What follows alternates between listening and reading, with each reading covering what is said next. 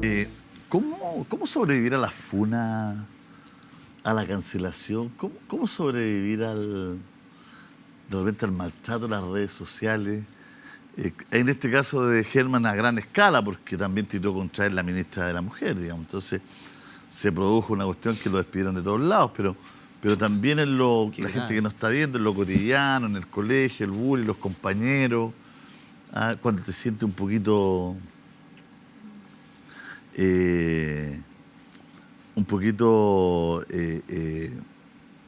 expuesto, ¿no es cierto?, por las redes sociales, no solamente a nivel nacional, sino que también a nivel, ¿no es cierto?, de un colegio, un trabajo, con los amigos o en el colegio, ¿no? No sé si tenemos lo de ayer o no, tenemos el relato para que lo vean los chiquillos. Sería bien bueno verlo, ¿ah?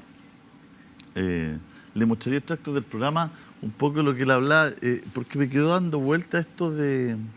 Se nos mezclan muchos temas que hemos visto aquí. Porque él primero hizo un comentario y en 3 segundos le cambió su vida. Es que eso es lo que encuentro increíble. Ha relatado millones de minutos. Millones de minutos. Donde la improvisación es parte de... Porque el poeta del gol, la improvisación. Segundo, de esos millones, en 3 segundos, dice esta frase de la cocina, inmediatamente, 3 segundos, y le cambia la vida porque está la funa, está el despido, la inestabilidad. ¿Te acuerdas que hemos hablado aquí, ser despedido, lo que te ocasiona no tener trabajo, no tener sustento? Por supuesto. Como que se le derrumba la vida completa. No sé si lo tenemos. Mira, vamos a ver... en 3 segundos, son los 3 segundos de ahí del relato de la cocina. Fajre de primera.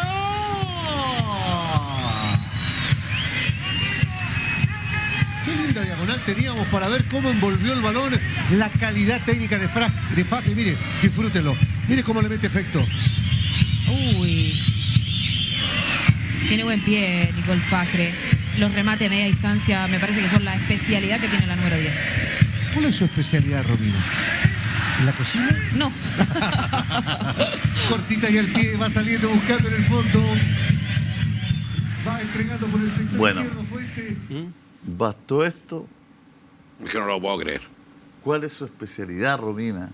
La cocina, y se ríen juntos porque han transmitido más de 40 partidos de fútbol femenino juntos, como Palma y Chapacase, y el hombre lo perdió todo.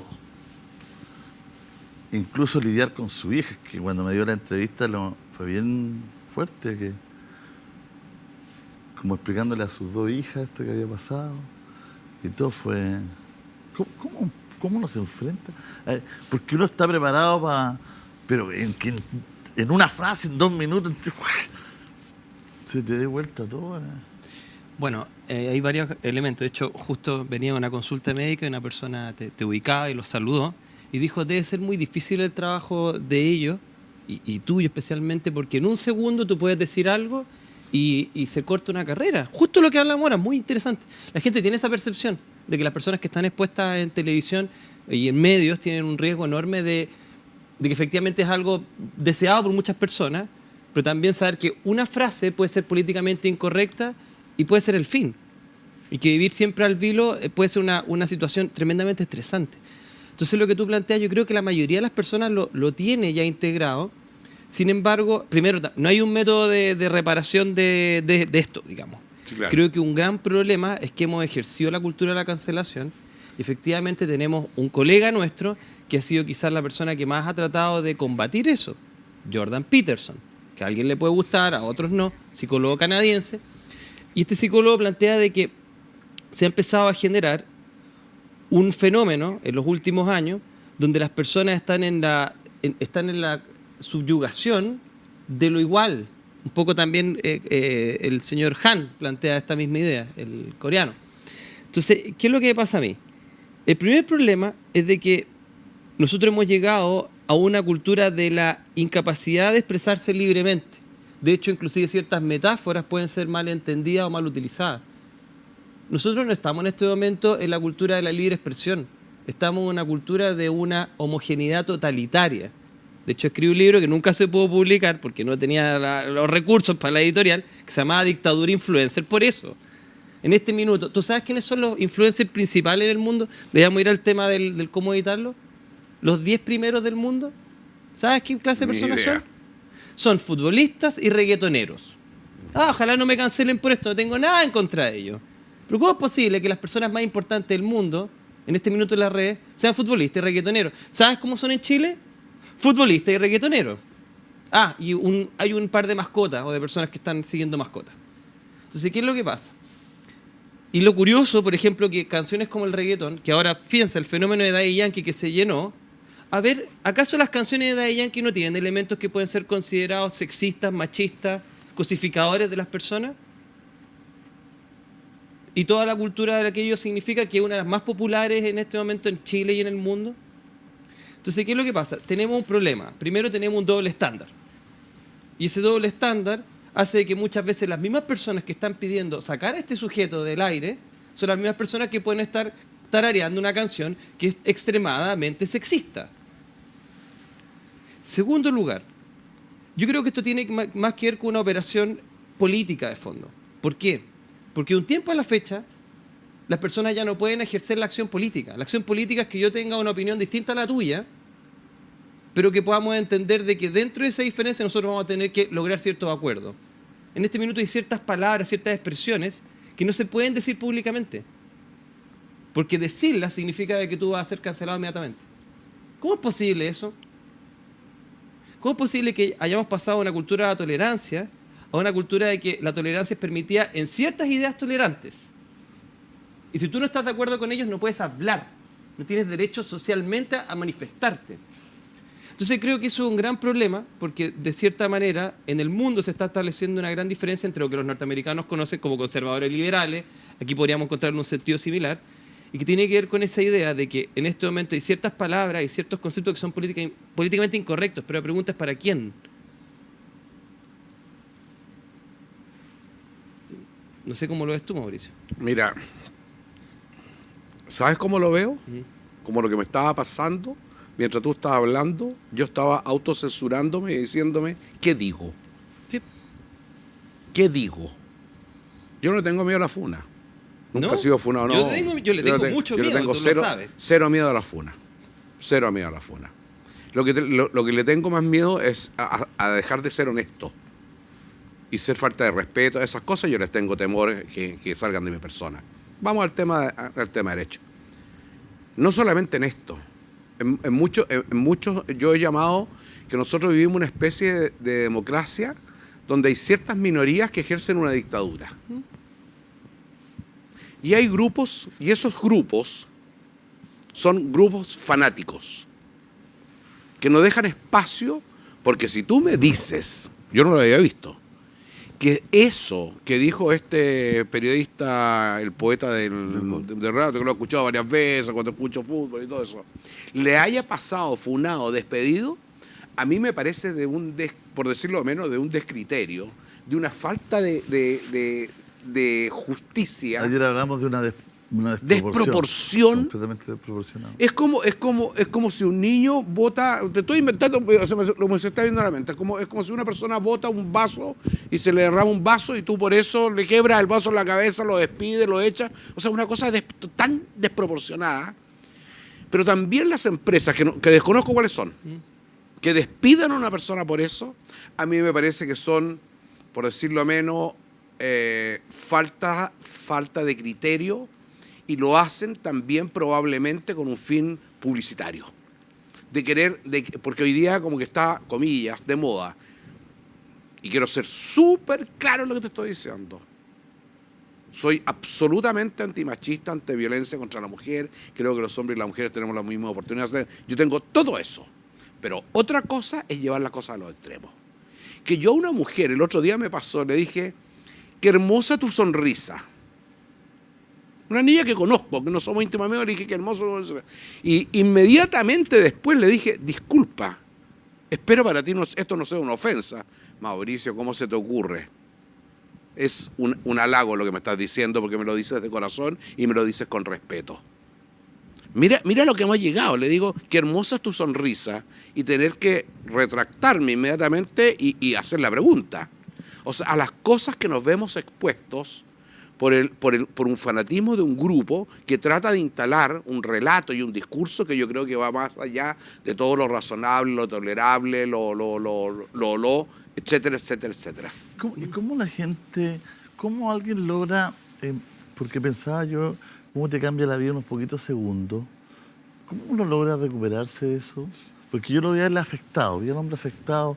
¿Cómo tú vas revirtiendo? Porque quedas un poco inseguro, Sí. ¿no es cierto? Me imagino, tus convicciones se dan un poquito a las pailas, sientes a lo mejor que te vas a volver a equivocar. ¿Cómo? Es que el capital de él y de las personas que trabajan en medio es su prestigio, es su imagen.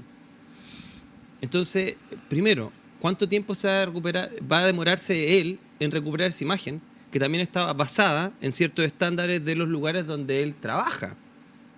Entonces, insisto, primero, ¿cuánto tiempo? Normalmente la gente a cualquier trauma se demora 6 meses en asimilarlo. Por eso pensamos que los duelos son 6 meses, trauma agudo, etc. Si te pasa de 6 meses, el manual dice estrés postraumático. No estoy de acuerdo, pero bueno, número, ya.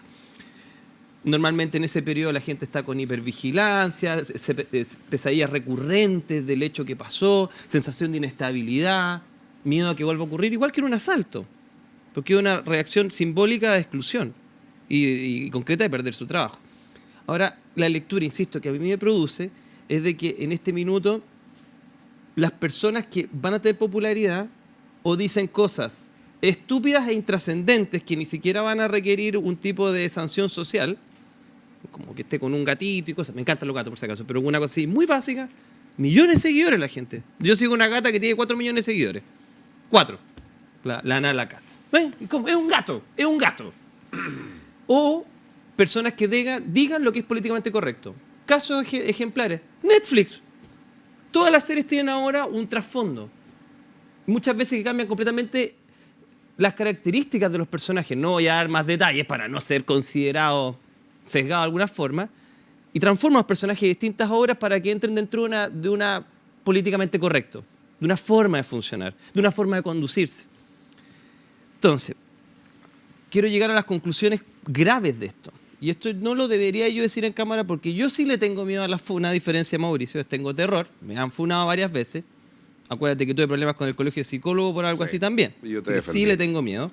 Pero hay 2 cosas que me llaman la atención. La semana pasada llegó una persona y me habló de una minera. Y me dijo, ¿sabes que te tengo que comentar algo, Sergio? Yo trabajo en tal minera, no voy a dar los nombres por razones obvias. Y me dice, ¿sabes qué? Bueno, tengo algunos compañeros que son no binarios, etc. Y dice, qué bien, pues te felicito. ¿Y cómo rinden? Porque a mí no me interesa cómo sea la puesta en escena de la persona, me interesa su capacidad. ¿Y sabes lo que me dijo esta persona? Rinden menos y la empresa está preocupada de aumentar la cantidad porque eso le da una buena imagen a la compañía. ¿Me estás diciendo tú de que esas personas, algunas de ellas, no creo que todas, algunas de ellas, tienen un rendimiento menor que el promedio de las personas que trabajan ahí? Claro. Sí, pero son seleccionadas porque tienen que tener una cuota. Grave. ¿Por qué las empresas están haciendo una especie de selección inversa para tratar de parecer una empresa que cumple ciertos estándares morales? ¿Problema más grave? ¿Por qué los europeos ahora están muertos de frío? ¿Tú sabes que hace 10 años atrás la producción de Europa de gas era suficiente para autosustentarse? ¿Sabes cuándo dejó de ocurrir? Cuando aparecieron las ideas de los acuerdos, como el de París, que tenían que tener acuerdos verdes. Entonces todos los países sistemáticamente empezaron a dejar los combustibles fósiles, que ahora siguen usando, como el carbón. Y Europa se sumió en el frío debido a sus propias políticas morales, que estaban más allá de sus capacidades físicas de poder sostener energéticamente a su población. De hecho, en parte los rusos, que tienen una visión distinta a nosotros, se ríen de nuestra mentalidad que nos está autodestruyendo como Occidente en cosas como esta. ¿Hasta qué punto nuestros ideales morales de la ecología, de la igualdad y todas esas cosas nos están haciendo problemas en términos de nuestro desempeño laboral o en términos de nuestra capacidad para poder sostenernos como civilización? ¿Hasta qué punto hay un contrasentido entre lo que nosotros tratamos de vender y lo que nosotros somos capaces de hacer realmente? Entonces te diría que una de las cosas políticamente incorrectas es hablar respecto a sexismo. Otra más incorrecta es hablar de ideología de género. Y otra más incorrecta aún es hablar de cambio climático, que en ningún programa de televisión hablan de cambio climático y un montón de científicos que dicen de que el CO2 no es un problema para la Tierra, sino que hay otras causas que están generando estos cambios climáticos. ¿Lo has escuchado en alguna parte? Sí, claro. En lugares mínimos. Gente aterrorizada de hablar de cosas así. Entonces, ¿cuál es mi opinión? Que el reino de lo políticamente correcto puede llegar a una erosión de la civilización, que se puede autodestruir por su esquizofrenia, de que de cierta manera parecer algo que realmente no tiene nada que ver con los hechos. Y eso es lo complicado, porque por ejemplo lo que estamos viendo ahora este periodista es que está fuera de contexto. De hecho, si se fijan, hay un espacio, dice, un espacio donde da a entender de que realmente no es un juicio de valor a su compañera periodista. Entonces, ¿a qué punto hemos llegado a esquizofrenia que sacamos de fuera de contexto inclusive eso? ¿Y a qué punto gente como de las radios donde participa este sujeto lo expulsan sin siquiera hacer un análisis de la noticia? Eso me acuerda de la película Don't Look Up de Leonardo Es que DiCaprio. es mayor aún porque comienza la funa con un video, porque yo mostré parte del relato, el episodio, y cierra el relato con las risas todas, pero el video que lo funa lo cortan antes de la risa. Que lo sube en la agrupación de futbolistas femeninas, ¿no es cierto? Entonces también en ese video hay un... Me llama la atención, ¿sabes lo que me llama la atención? Su compañera de trabajo. Que no haya dicho nada. Sí, ella la salió a apoyar. ¿La salió de apoyar? Sí, sí. Bueno, retiro lo dicho. Yo no la he escuchado, ¿no? Como no conocí Claro, el caso. claro. Ella sí. Segundo, te voy a contar una cosa que es políticamente correcto, siempre ser honesto. Conversé con el periodista yo. Él quiso conversar conmigo. Y después de decirle que no podía creerlo, lo que estaba escuchando, estaba muy, comillas, bajoneado, porque es un hombre joven, para mí, 50 y tantos años, es su carrera, muchos años exitosa. Y le dije, mira, probablemente lo que te está pasando es esto. En la noche te desvelas, todos los síntomas, que ya lo relató Sergio, que no lo voy a volver a repetir. Permíteme una sugerencia, le dije yo. Está bien, debe doler que te fune porque es un acto de violencia. Ser funado es un acto de violencia y te tiene que doler. Pero lo que te aconsejo es que pienses menos y que veas esto como una oportunidad. A lo mejor llegó el fin de un ciclo y no lo estás viendo y a lo mejor se te pueden abrir otras puertas. Porque tú tienes una carrera, tienes un prestigio, que tienes que cuidarla. Y segundo, autovalórate. No escuches todo lo que te dicen, sobre todo con la agresividad, la violencia y la descalificación que te están diciendo, porque si no, lo único que vas a hacer es bajonearte, entrar en una depresión y vas a entrar en un círculo vicioso, maligno, del cual te va a costar muchísimo salir. Este es el momento. Él fue muy generoso, me dijo, extraordinario lo que me está diciendo, voy a seguir al pie de la letra tus consejos y te lo agradezco muchísimo, porque está muy sencillo y se lo dije como hay que decir siempre las cosas, desde la honestidad y desde el corazón. Es difícil convivir, Sergio, en un mundo que, sobre todo los más chiquitos, le han enseñado que necesita tanta validación en las redes sociales, que se han criado con el Dedito para arriba. con el dedo para arriba, con el me gusta. Complejo ese tema también, ¿no? Porque ¿qué pasa con los más excluidos? ¿Qué pasa con los que...? Y que el problema principal, y eso, de hecho en el fondo el libro trataba de eso, que el riesgo de esta dictadura influencer es el fenómeno de la autodomesticación. Recordemos a Nietzsche, decía, el hombre domesticó al perro, o el humano, si queremos, más genérico. Pero de todos los animales, el más domesticado es el ser humano. ¿Y por qué él se refería a eso? Porque nosotros hemos dejado atrás todas nuestras capacidades innatas de supervivencia con tal de pertenecer al ganado, pertenecer a la masa. Y él lo vio eso hace 200 años. Si Nietzsche estuviera vivo hoy día, quizás diría, ahora ustedes se metieron en un ganado de millones de personas y ustedes quieren ser todos ovejitas del mismo rebaño. Y están aterrorizados de decir algo que exprese su individualidad, su naturalidad, su verdadera esencia. Entonces estas generaciones son cada vez más domesticadas. ¿Y qué es lo que vemos en la clínica? Vemos personas que tienen miedo al rechazo, que tienen miedo al contacto social, que tienen miedo a enfrentar nuevos desafíos, porque acuérdate, uno de los principales valores de los griegos no era la seguridad, era el valor. Sí, claro. Y no solamente ellos. Tener ovario o tener testículos. Y lo que menos hay ahora es eso. porque las nuevas generaciones tienen mucho miedo de ser excluidos, de dejar de ser del rebaño. Entonces, lo que tú planteas, Julio, lo que me preocupa es que la dictadura del futuro se basa en el deseo de lo igual, la obsesión de ser igual al otro en grandes sentidos. Las diferencias son de tribu urbana, son de detalles de gusto, pero nuestros valores que definen lo que somos como seres humanos, todos quieren tener los mismos valores, aunque no los crean. Eso es lo que me molesta. A mí lo que me preocupa, Julio César, con respecto a lo que tú estabas diciendo, es que estas personas, estos niños que tú estás educando con el like, que están preocupados de la aceptación, ¿sabes cuál es probablemente el futuro de muchos de ellos? No quiero decir de todos, que van a ser muy dependientes. En Ovejita. todo sentido de la palabra. Y si hay algo, voy a pescar a Nietzsche de nuevo, que tampoco es mi autor preferido, pero hay cosas que me parecen súper interesantes. Nietzsche hablaba del superhombre, el hombre que se basta a sí mismo, el hombre que es, de alguna manera, el Mauricio ahora estoicismo, diga ¿no? el superpersona. Bueno, hoy Porque, día. claro, Nietzsche sería Claro, sexista en este momento. Claro, sería sexista. La persona que es capaz de valerse por sí misma. Entonces, estos niños, pero que no solamente son los niños, veo una sociedad muy dependiente de la aprobación del otro. Y cuando tú en la vida estás muy pendiente y es muy determinante en tu calidad de vida qué piensa el otro de ti, te lo voy a decir literalmente y va a sonar fuerte, tú te transformas en un títere de los otros. ¿Sí? Y eso tiene consecuencias enormes en tu calidad de vida. Lo que tenemos que hacer, tampoco se trata de ser un estoico a modo tal que nada te importe y que el resto no signifique nada. Creo que tenemos que aprender a encontrar un punto de equilibrio. Sí me importa tu opinión, Julio César, porque tu opinión a mí me importa. Pero no me importa la opinión de cualquiera.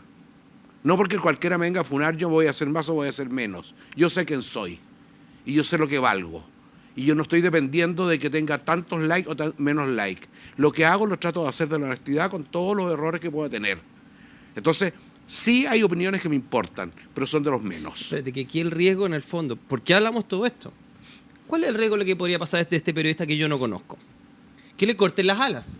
Y que la próxima vez, cuando él esté pensando en su tema futbolístico, él esté pensando todo el rato, ¿qué digo? ¿Qué puedo decir? Uy, me van a funar. Uy, mejor no digo esa palabra. Pierde la espontaneidad la persona. Nosotros hemos perdido espontaneidad en estos años. Todos nosotros.